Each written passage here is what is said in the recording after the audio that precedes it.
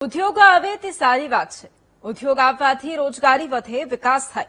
પરંતુ એવો ઉદ્યોગ કે જેનાથી વિકાસની જગ્યાએ વિનાશ થાય તો વાત આણંદ જિલ્લાના સારસા ગામની છે, જ્યાં ઇથેનોલ પ્લાન્ટનો જોરશોરથી વિરોધ શરૂ થયો છે અને ગામની સાથે સાથે અહીં ભાજપ કોંગ્રેસના નેતાઓ પણ વિરોધમાં સામેલ થયા છે। શું છે આ વિરોધ પાછળનું કારણ, આવો જાણીએ।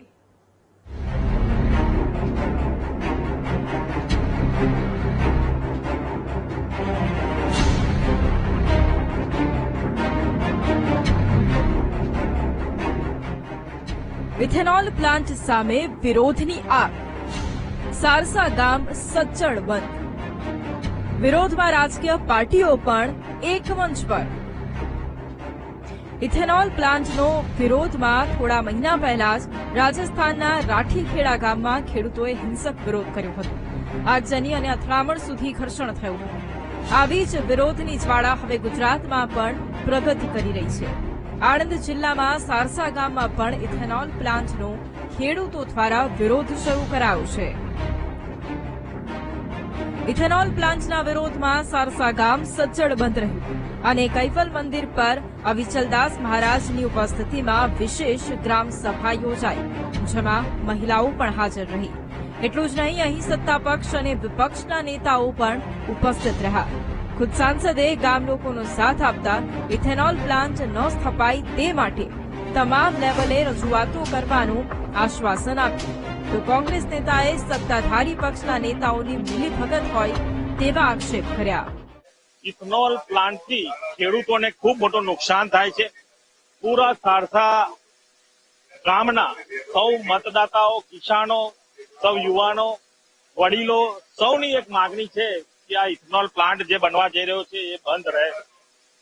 અહીંના સરપંચ સંજયભાઈ પટેલ, જિલ્લા પંચાયતના પૂર્વ સદસ્ય અને આ જિલ્લા પંચાયતના સદસ્ય સૌ વડીલો એક વીક પહેલા મારા કાર્યાલયે આવ્યા હતા। મેં અમને પૂરેપૂરી બાંયધરી આપી હતી કે જે સારસા ગામ છે, જે સારસા ગામ ઈચ્છી રહ્યા છે, હું આપની સાથે છું। અમને પણ તમે સાંભળ્યું હશે કે મેં મારા સ્પીચમાં પણ કહ્યું છે કે જ્યાં મારી જરૂર હશે, સીએમ સાહેબને મળવા જવું હશે, ગામના હિતમાં જે કંઈ હશે એ હું ત્યાં સુધી પહોંચાડીશ। અહીંની વાત જે છે ઇથેનોલ પ્લાન્ટ બંધ રહે એ વાત પણ ત્યાં આગળ સુધી પહોંચાડીશું। ખરેખર ઇથેનોલની ફેક્ટરી જે નાખવામાં આવી રહી છે, મને લાગે છે કે આ સિસ્ટમને વિરુદ્ધ ચૂંટેલા સભ્યોને કોઈ જવાબદારી જેવું છે નહીં। એમાં એમપી આવી ગયા, એમએલએ આવી ગયા, બધા આવી। આટલું મોટું પ્રોજેક્ટ જે 45 કિલોમીટર ન્યુસન્સ થઈ રહ્યું છે, એના માટે કેમ ચૂંટેલા પ્રતિનિધિ જવાબદારી ન થાય?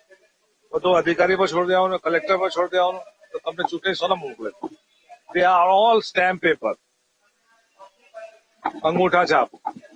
બોલવું બોલજો, કહેજો બધાને। જો કે સભામાં અવિચલદાસ મહારાજે તો સીધી જ સત્તા પક્ષને ચીમકી આપી કે પ્રોજેક્ટ પડતો ન મુકાયો તો પરિણામ આવનાર સમયમાં ભયંકર હશે। અને આપણે બધા જાણીએ છીએ જ્યાં જ્યાં ફેક્ટરીઓ થઈ ત્યાં બધી જગ્યાએ પર્યાવરણની સમસ્યાઓ જ નહીં, લોકોના આરોગ્યની પણ સમસ્યા ઉપસ્થિત થઈ છે, પાણીની પણ સમસ્યા ઉપસ્થિત થઈ છે। એટલે ગ્રામસભા સરકારને અપીલ કરે છે કે આ પ્રોજેક્ટની મંજૂરી વહેલી તકે પાછી ખેંચવામાં આવે અને આ પ્રોજેક્ટ બીજી કોઈ જગ્યાએ જતો રહે એવું આ ગામ લોકો ઈચ્છે છે, એના માટેની સભા છે। તમને એ સવાલ થતો હશે કે ઉદ્યોગ આવવા પર વિકાસ થાય તો ઇથેનોલ પ્લાન્ટનો વિરોધ કેમ? તો આપને જણાવી દઈએ કે 1 લિટર ઇથેનોલ માટે હજારો લીટર પાણી વપરાય છે। પ્લાન્ટને ચલાવવા અને શેરડી, મકાઈ ઉગાડવા ખૂબ પાણી જોઈએ।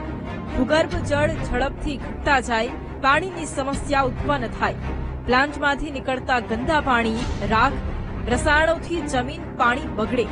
પ્રદૂષણથી ઘઉં, ચોખા, શાકભાજી વગેરેની ઉપજ ઘટી જાય। ગંદા પાણી અને હવાથી માણસો અને પશુઓમાં બીમારીઓ વધે। આમ સીધી રીતે જમીન અને જળ પર અસર પડે, લોકોના સ્વાસ્થ્ય પર અસર પડે, જેથી ઇથેનોલ પ્લાન્ટનો જોરશોરથી વિરોધ થઈ રહ્યો છે। તેવામાં જોવાનું એ રહેશે કે આ વિરોધ પછી પ્લાન્ટ આવે છે કે નહીં, અને આવે છે તો તેને રોકવા લોકો શું કરે છે। Ghanshyam Patel, VTV news, Anand.